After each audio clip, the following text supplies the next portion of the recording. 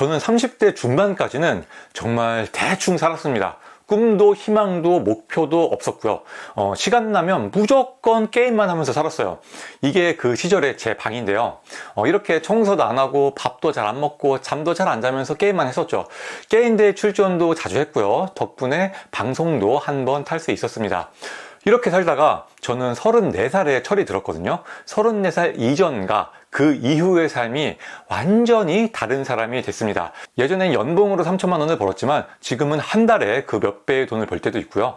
예전에 게임만 하고 회사에 나가면 남들이 시키는 일만 억지로 했다면 지금은 일 중독이라서 대부분의 시간을 자발적으로 기꺼이 일하는 데 쓰고 있습니다.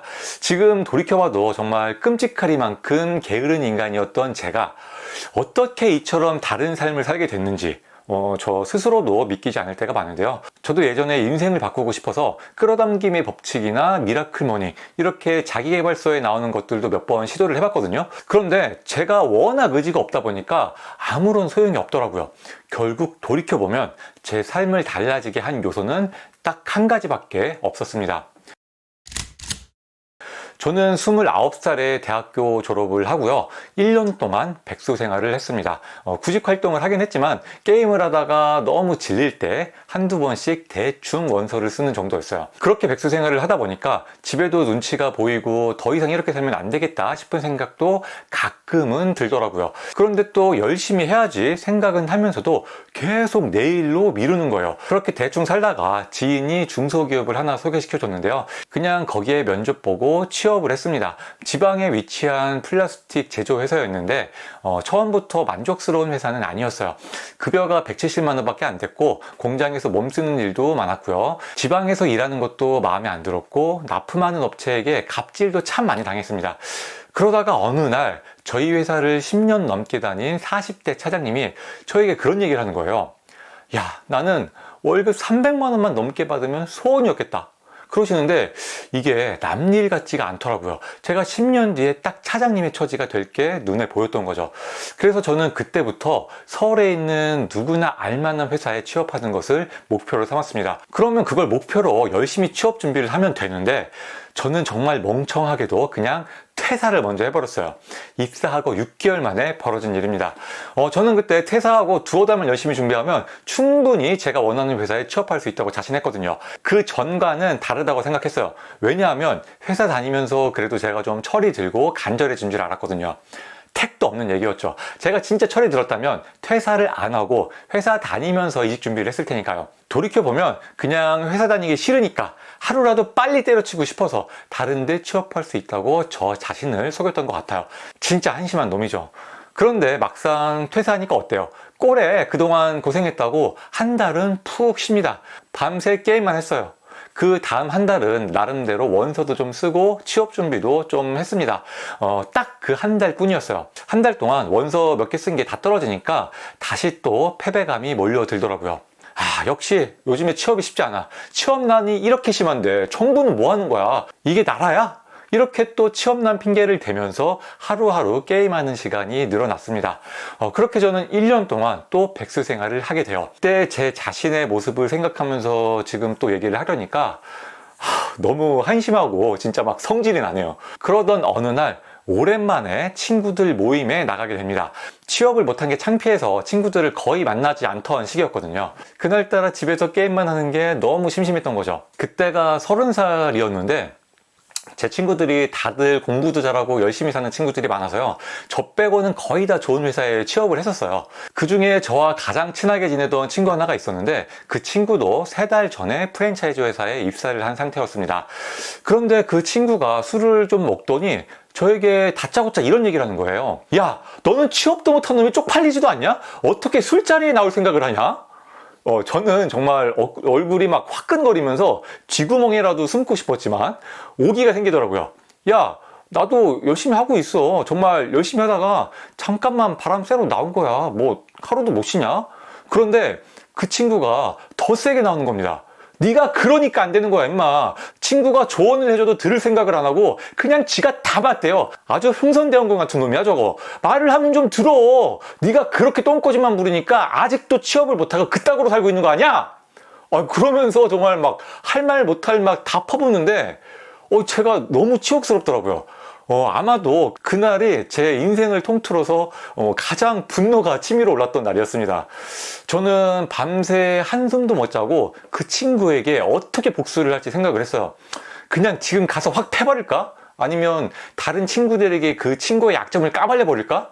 별의별 생각을 다 하다가 결국 결심했습니다. 이 상놈시키, 내가 너보다 반드시 좋은 회사 들어가고야 만다. 그리고 모두 앞에서 비웃어주마.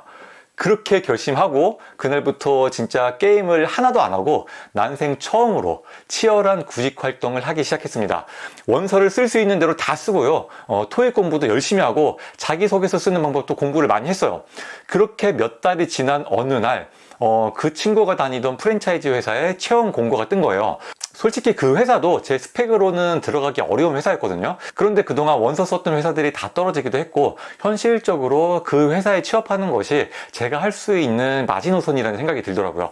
그래서 반드시 여기만큼은 내가 죽어도 입사하겠다는 각오로 달려들었습니다. 예전엔 거의 복사해서 붙여넣기 수준으로 입사 지원서를 썼지만 그때만큼은 회사의 역사나 하는 업무, 기업 문화 등등 조사할 수 있는 것들을 다 조사했고요. 정말 혼신의 힘을 다해서 간절한 마음을 가득 담아서 입사 지원서를 썼어요.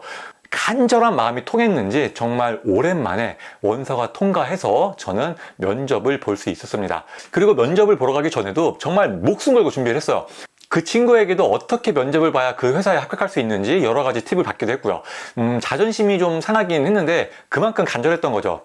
결과적으로 면접에서 엄청 버벅거리긴 했지만 그래도 간절한 마음은 전달이 됐던 것 같아요. 그렇게 백수생활 1년 만에 저는 그 회사에 합격을 하게 되었습니다.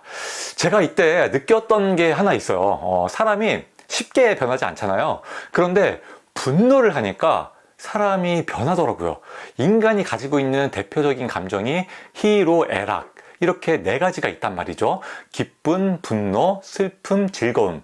그런데 기쁘거나 슬프거나 즐겁다고 해서 인간 자체가 변하지는 않잖아요. 그래서 저는 이 네 가지 감정 중에 인간을 근본적으로 변하게 할 수 있는 감정은 분노밖에 없다고 생각을 합니다. 분노를 하면 사람이 헷가닥 돌아버리기도 하잖아요. 그때 제가 완전히 돌아버려서 난생 처음 구직 활동에 몰입을 했던 것처럼요. 이렇게 저는 취업을 하고 나서 한동안 분노의 감정에서 멀어져 있었습니다. 물론 일하다 보면 화날 때도 많이 있었지만 정말 돌아버릴 정도로 화가 난 적은 없었어요. 그렇게 5년간 별탈 없이 회사 생활을 하다가 제가 다른 팀으로 발령이 나면서 제 운명의 팀장님을 만나게 됩니다. 그 팀장님과 제가 같이 일한 기간은 3달 정도밖에 안 돼요. 그런데 그동안 저는 여러 차례 극한의 분노를 경험하게 됩니다. 그 팀장님은 저에게 술 마시고 밤늦게 전화해서 집에 데려다 달라고 한다거나 매장에서 머리를 박으라고 한 적도 있었고요. 정말 여러 가지 부당한 지시가 있었지만 그 중에 가장 악랄했던 건요, 그런 부당한 지시에 따르지 않으면 몇 날 며칠을 사람을 갈구는 거예요. 너 가정교육은 받았니? 대학교는 나왔어? 너 군대는 갔다 왔어? 너무 개념이 없어서 물어보는 거야. 이런 식의 인격 모독을 하루 종일 당했습니다. 저는 너무 화가 나고 자존심이 상했어요. 그래서 업무적으로는 아무 말도 하지 못하게 매일 15시간씩 일하고 어떨 때는 자지도 않고 36시간을 일한 날도 있었습니다. 일은 정말 열심히 했어요. 하지만 그 팀장이 원한 건 제가 열심히 일하는 건 아니었던 것 같아요. 자기한테 완전히 기는 걸 원했던 것 같은데 제가 그런 걸 진짜 못하거든요. 그러다 보니까 아무리 일을 열심히 해도 갈굼은 날로 심해졌습니다. 이때 퇴사에 대한 고민을 진짜 많이 했어요. 그런데 제가 예전에 막무가내로 퇴사하고 백수 생활을 오래 했잖아요. 그때 정말 어리석었다고 반성을 많이 했기 때문에 일단은 꾹 참고 이직을 알아보기 시작했죠. 그런데 이직을 알아보면서도 그 이직이라는 게 근본적인 해결 방안인가를 생각해 봤을 때는 또 그렇지는 않더라고요. 마음에 안 드는 직장 상사를 만날 때마다 이직을 할 수는 없는 거잖아요. 그렇게 하루하루 버티던 어느 날 저는 완전히 이제 돌아버려가지고 팀장에게 개기고 다른 팀으로 발령이 나게 됩니다. 물론 그 팀장이 저를 곱게 보내주진 않았겠죠. 저는 그 과정에서 무능력한 직원으로 낙인이 찍혔고요. 그 이후로 매번 진급에서 떨어지는 처지가 되었습니다. 저는 이때 머리 끝까지 분노가 차올랐어요. 복수하고 싶었습니다. 그 팀장뿐 아니라 내 인생을 마음대로 휘둘러 버리는 회사 윗대가리들한테 다 복수하고 싶었어요. 그런데 제가 아무리 생각해봐도 회사 내에서는 그들을 이길 수 있는 방법이 없는 거예요. 그래서 창업을 한 겁니다. 제가 그들보다 성공해서 여유롭게 그들을 내려다보는 것, 그렇게 복수를 하는 게 가장 통쾌하겠다 싶었어요. 저는 그동안 평생 단 한 번도 창업을 생각해보지 않았는데 사람이 악에 바치니까 또 그런 용기가 또 생기더라고요. 하지만 무모한 용기였던 건지 첫 번째 매장은 완전히 망해버리고 말았죠. 그래도 악에 바치니까 두 번째, 세 번째, 네 번째 매장까지 막 밀고 나가게 된 거예요. 제가 그렇게 추진력이 좋은 인간이 절대 아니었거든요. 그런데 분노가 머리 끝까지 차오르니까 그게 엄청난 원동력이 되더라고요. 그렇다고 해서 제가 일부러 화를 내야지? 막 이렇게 생각한 적은 없거든요. 그저 분노라는 것이 제 인생의 원동력이 될 수 있다는 것을 직감하고 본능적으로 분노하는 것을 선택했던 것 같아요. 그래서 그런지 사업을 시작하고 나서부터는 저는 항상 분노에 차 있었습니다. 이 분노를 남한테 막 표출하진 않았지만 저 스스로를 몰아붙이는 원동력으로 삼았던 거죠. 제가 어느 날 아침 10시에 일어난 적이 있었어요. 그때 시계를 보고 제가 너무 화가 났어요. 와, 나 진짜 미친놈인가? 왜 이렇게 살지? 아, 진짜 나약한 새끼네. 나가 되져라. 막 이렇게 30분 동안 막 주체 없을 만큼 화가 났던 기억이 있습니다. 그런데 이날은 주말이었고 저는 아무런 약속도 없었어요. 제가 그렇게 화가 난 이유는 제가 늦잠을 잤기 때문이었습니다. 사업을 시작하고 나서 6시간 넘게 자본 적이 없었거든요. 그런데 그날 3년 만에 처음으로 9시간을 잔 거예요. 그게 그렇게 화가 났던 거죠. 이때 제가 확실히 알았습니다. 아, 내가 굉장히 악에 바쳐서 살고 있었구나 라는 것을 말이죠. 그런데 이렇게 화가 나서 미쳐버릴 것 같은 그 정도의 분노가 없었다면 30년 동안 게으르게 살았던 제가 변할 수는 없었을 겁니다. 지금은 예전처럼 분노에 막 쩔어 있지는 않고 어느 정도는 여유롭게 마음을 먹으려고 노력하고 있어요. 이제는 장기전이다 보니까 어느 정도 스트레스 관리를 하는 것도 필요하다고 생각하거든요. 하지만 지금도 한 번씩 제가 나태해질 것 같다거나 사업적인 성장이 필요하다는 생각이 들면요, 본능적으로 분노라는 감정이 이렇게 스멀스멀 올라오곤 합니다. 이 정도밖에 안 돼? 예전대로 돌아가고 싶어? 윗대가리들 비위 맞추면서 평생 살 거야? 막 이런 식으로 스스로를 몰아붙이는 거죠. 끌어당김의 법칙이나 미라클 모닝 이런 것들도 인생을 변화시키는 데 도움이 될 수는 있겠지만요, 예전에 저처럼 의지 자체가 없는 분들은 이렇게 분노 속으로 나를 밀어 넣는 것도 좋은 방법이 될 수 있습니다. 이거 말고는 방법이 없는 것 같아요.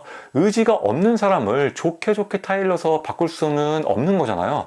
그러니까 만약에 여러분의 직장 상사가 여러분을 괴롭힌다면요, 내가 저 인간 위로 반드시 올라가고 만다, 이렇게 악을 한번 써보시고요. 만약 건물주가 쓰레기라면 내가 더러워서 저 건물을 사고야 만다, 이렇게 각오를 다지는 것도 좋고요. 뭐가 됐든 누군가가 여러분을 무시하고 깔보고 부당한 대우를 한다면 이를 악물고 치고 나갈 원동력으로 활용해 보는 건 어떨까요? 그들보다 위에 서는 것, 세상 그것보다 통쾌한 복수는 없거든요.